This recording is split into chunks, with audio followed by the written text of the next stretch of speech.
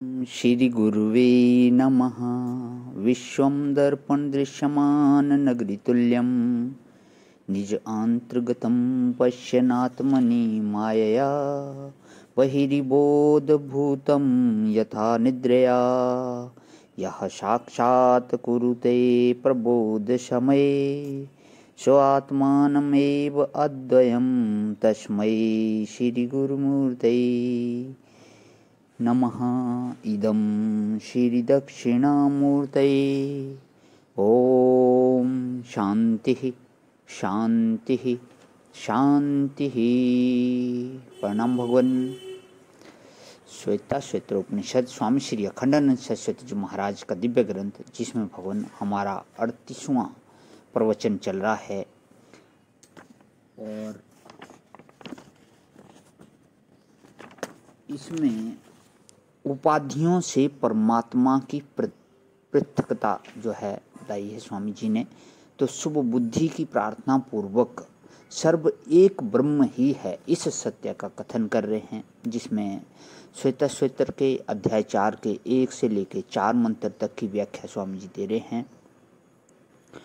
और जो मंत्र है हमारा तीसरा चल रहा है, त्वम स्त्री त्वम पुमांसी त्वम कुमार उत वा कुमारी त्वम जीर्णो दंडेन वंचसी त्वम जातो भवसी विश्वतो मुखः। तो कल बहुत जबरदस्त माया वंचसी का जो था यह मायिक रूप है। तो हमारे सत्संग में लास्ट में आया था, कब बुढ़ापे का जो पर्दा है उसको फाड़ कर देखो तो उसके अंदर नित्य नूतन वही पुराण पुरुष, वही सदघन चिदघन आनंद घन परमात्मा अजर अमर जो है परमात्मा है, वही उसके भीतर है। तो आ जा रहा है कि त्वम जातो भवसी त्वम विश्वतो मुखः। जो कुछ उत्पन्न है सो तुम ही हो। जातो माने जातक, जो बच्चा हो सो जातक। और त्वम भवसी, जो अभी हो रहा है, पहले नहीं हुआ है, जो अभी अभी इसी क्षण में हो रहा है, वही तुम हो। क्योंकि विश्वतो मुखः, तुम विश्वतो मुख हो, माने सब जगह तुम ही तुम हो, सब जगह तुम्हारा ही मुख है। बोले भाई, यह जो मनुष्य जाति है, यह जब बोलती है तो अपनी तारीफ बहुत करती है। कई लोगों का ऐसा ख्याल है कि दर्शन पर परिस्थिति का प्रभाव पड़ता है, दर्शन पर परिस्थिति का प्रभाव पड़ता है। कैसे कि जब गरीबी आती है तब धनियों के विरुद्ध प्रतिक्रिया होती है, तब मार्क्स दर्शन का उदय होता है। और ऐसे ही महाराज, जब धनियों का बोलबाला होता है तब भाग्यवाद के दर्शन बनते हैं।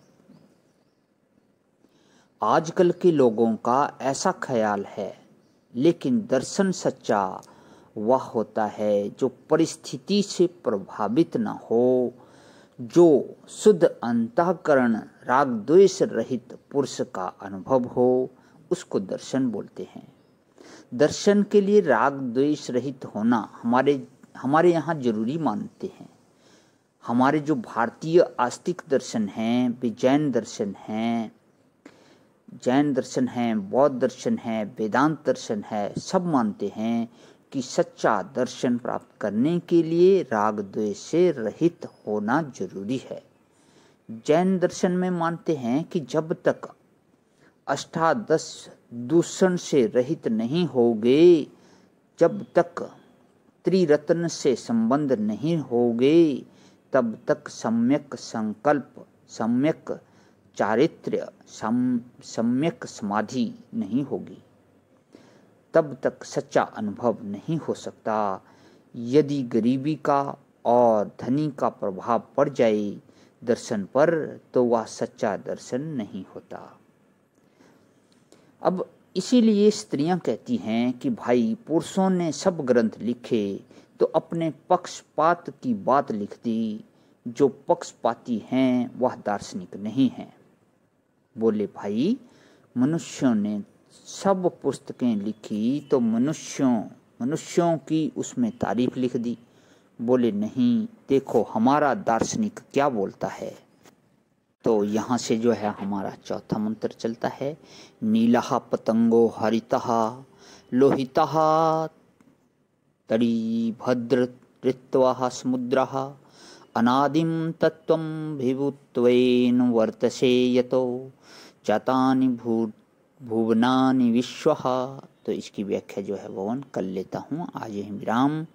ओम शांति शांति शांति। प्रणाम भगवान।